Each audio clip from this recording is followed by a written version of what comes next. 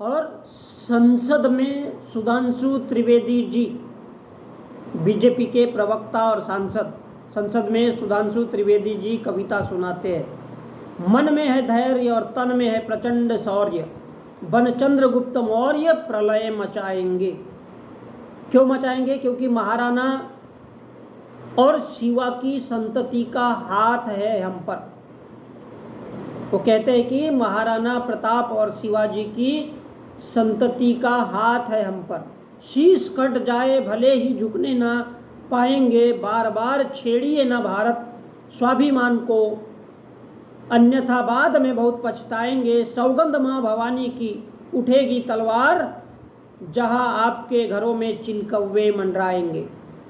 अगर तलवार उठेगी ना तो आपके घरों में कुछ नहीं दिखेगा, केवल चील और कौवे खाने के लिए आपकी लाशों को आपके घरों के आजू बाजू में घूमेंगे, क्योंकि माँ भवानी की कसम है इस बात के लिए। और ये आपने देखा, ये बालाकोट में भी दिखा, ये सर्जिकल स्ट्राइक में भी दिखा। तब हमारे विरोधी क्या कहते थे? बड़ी प्यारी लाइन कहते हैं, तब हमारे विरोधी क्या कहते थे, यानी बीजेपी के जो विरोधी है दूसरे पक्ष वाले, वो क्या कहते थे? अरे आदमी मरे थे कि कौवे मरे थे, पेड़ गिरी थी कि बिल्डिंग गिरी थी। तो बात तो 100% चोखा है कि बालाकोट, सर्जिकल स्ट्राइक, पुलवामा, उरी में कौवे ही मरे थे। अगर आदमी मरते तो ये देश दुख मनाता, संताप मनाता, प्रायश्चित करता, लेकिन इस देश में किसी ने भी प्रायश्चित नहीं किया। और आपको याद दिलाना चाहता हूँ कि गुजरात में 500 बच्चे मरे थे बिल्डिंग के नीचे। वहाँ पेड़ नहीं गिरा था, कौवे नहीं मरे थे,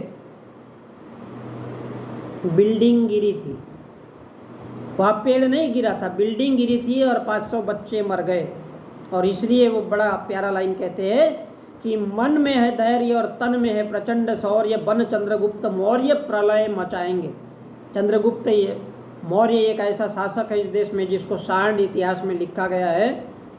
वो आगे कहते हैं कि शीश कट जाए भले ही झुकने ना पाएंगे, बार बार ना छेड़िए भारत स्वाभिमान को, अन्यथा बाद में बहुत पछताएंगे। सौगंध माँ भवानी की उठेगी जब ललकार, जहाँ तक घरों में चिलकौवे मंडराएंगे।